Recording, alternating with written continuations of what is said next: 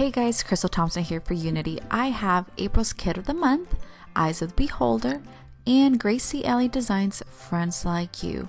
This is a really fun card using some distress oxides and some blending.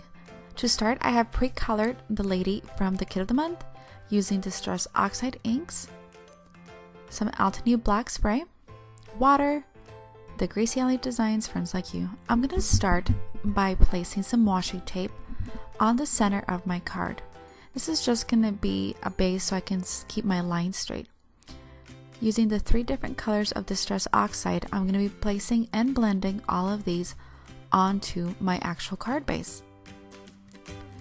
I like to spray water, but before I do that, I like to really tap some water to get really big blobs. Once that's dried, I stamped Hello Friend from the Gracie Alley Designs Friends Like You and placed the cute little lady with foam adhesive. Before I forget, I'm adding my black splatters onto the card, covering her face. And that is how I made this really fun card perfect for a friend. I hope you liked this tutorial.